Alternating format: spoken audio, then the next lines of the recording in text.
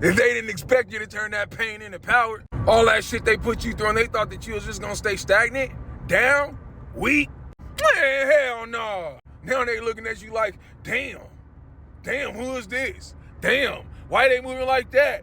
Damn, can I come back in? Let me try to sneak my way back in and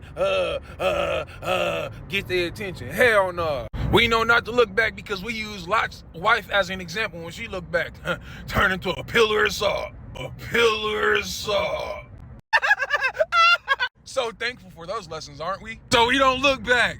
We don't! Because we learn to only look forward now. Because there was times where we looked back in the past and we got stuck in time and we were going to loops, but no more. Because we understand that the loops only left us in spaces that we didn't deserve, in our emotions that we didn't want to experience, and then around people that we didn't want to be around.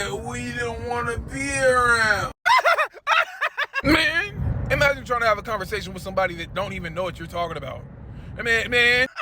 And at the level that you reach, you take your energy and your presence way much more serious. You don't just give it to anybody. You use it when you're prompted to use it. You allow the Most High to work through you and flow through you when you use your energy now, and when you allow it to be around other people. And your energy is so potent to the point to where when people are in your presence and they don't belong or they don't resonate with where you're at, these people will either feel uncomfortable in your presence or they'll leave your presence because your presence is that powerful. And for many of you, this has been happening your whole life. Super frequently. So be appreciative that you stood back up, that you didn't stay on the ground when they knocked you down. You got back up, you looked at him even when you had blood dripping down your lip or when you were spiritually drained, however it resonates. You looked back up at him, you stood back up, and the last time that you stood back up, had these motherfuckers shook. Because they're like, damn, how can they not be defeated? And it's because you are a child of God. You are anointed. The way that God shows up for you every single time.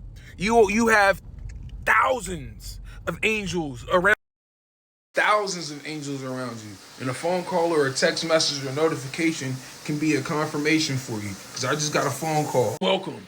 My name is Ninth, founder of Ninth Cloud, a brand that focuses on creativity, leadership, and humanitarianism. If you're new here, welcome, and thank you for the follow. If you like long form content like this, you should subscribe to me on YouTube. Link in bio. And if you need prayers, leave them in the comments. Now let's get back to the message. That pain that you transmuted into power was lessons that God allowed the enemy to utilize to bring the best out of you, to test you, right? Because the enemy went to the Most High and was like, yo, let me test this person. Let me test them. They're so worthy. They're so righteous. I bet you that I can take them outside of who you think that they are. And God said, test them. Test them.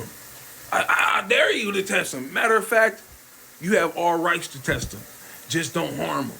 And it happened. And guess what? We know, you know, that you passed the test with flying colors. And as you heal and continue to heal and pass these tests, you inspire others to do the same thing. I love you and continue to follow your dreams. You deserve it. Peace.